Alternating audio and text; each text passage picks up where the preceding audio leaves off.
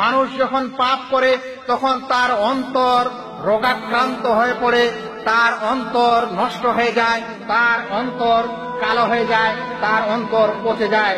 বন্ধুগণ, এই অন্তর হচ্ছে এমন একটি জিনিস যার সম্পর্কে ইবনে রাজব বলছেন, আল কলবু মালিকুল আযা।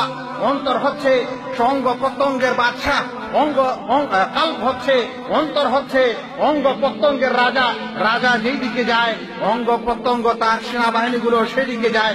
তারপরে তিনি বলছেন, আল কলবু মালিকুল আযা ওয়া বাকিয়াতুল আযা জুনুদুহু। অন্তর হচ্ছে অঙ্গ প্রত্যঙ্গের রাজা আর বাকি অঙ্গগুলি হচ্ছে তার সেনাবাহিনী।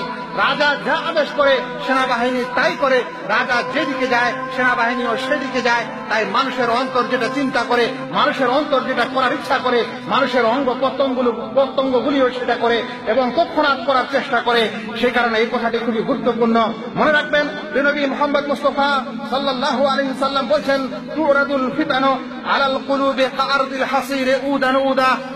ফিতনা এবং গোলযোগ সমস্যা অন্তরের উপর আসতে থাকে ওই রকম যেরকম মানুষ একটি চাটাই, একটি সব একটার পর একটা কাঠি দিয়ে বুনতে থাকে, এইভাবে অন্তরের উপর ফিতনার আগ্রাসন হতে থাকে এবং আগ্রাসন হতে হতে এমন এক সময় হয়ে যায় যেই সময় দেখা যায়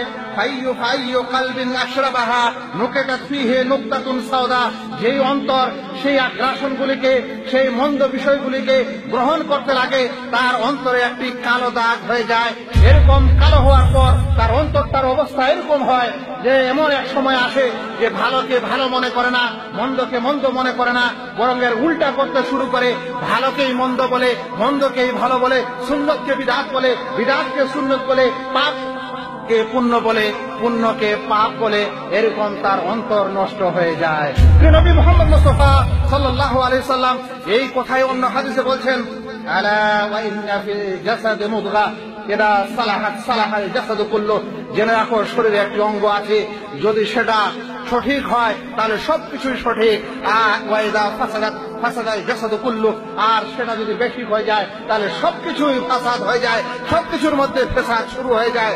বন্ধুগণ, সেই কারণে পাপ কাজের বড় সমস্যা এবং কুফল হচ্ছে মানুষের অন্তর নষ্ট হয়ে যায়, মানুষের অন্তর পচে যায়। এটাই হচ্ছে ওই সকল অন্তর যেই অন্তর পাপের কারণে এত বেশি ফেসাদ হয়েছে, এত নষ্ট হয়েছে যে ভালোকে আর ভালো মনে করে না, মন্দকে আর মন্দ মনে করে না, বরং মন্দকেই ভালো মনে করছে, ভালোকে মন্দ মনে করছে। বন্ধুগণ, পাপের কুফল ব্যক্তি জীবনে আর একটি কুফল হচ্ছে যে ব্যক্তি পাপ করে সেই ব্যক্তি আল্লাহ তাআলার জ্ঞান অর্জন করা থেকে বঞ্চিত হয়ে যায়, মাহরুম হয়ে যায়। আল্লাহ রাব্বুল আলামিন তাকে তার জ্ঞান দেন না, শরীয়তের জ্ঞান সেই ব্যক্তিকে নসিব হয় না, কারণ সে পাপী ব্যক্তি। এই কারণেই ইমাম মালিক রাহমাতুল্লাহ আলাইহির দারসে একদা ইমাম শাফি রাহমাতুল্লাহ আলাইহি উপস্থিত হলেন। হওয়ার সময় ইমাম মালিক ইমাম শাফির দিকে তাকার পর বলছেন, ইন্নী আল্লাহ قد ألقى على قلبك نورا فلا تطفئه بظلمة المعصية। আমি অবশ্যই দেখছি তোমার অন্তরে আল্লাহ রাব্বুল আলামিন একটা জ্যোতি দিয়েছে, এই জ্যোতিকে তুমি গুনার মাধ্যমে নিভিয়ে ফেলো না, গুনার মাধ্যমে নিভিয়ে ফেলো না।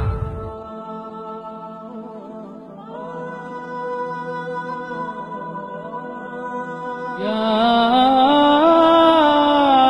أيها الذين آمنوا يا أيها الذين آمنوا توبوا إلى الله توبة نصوحا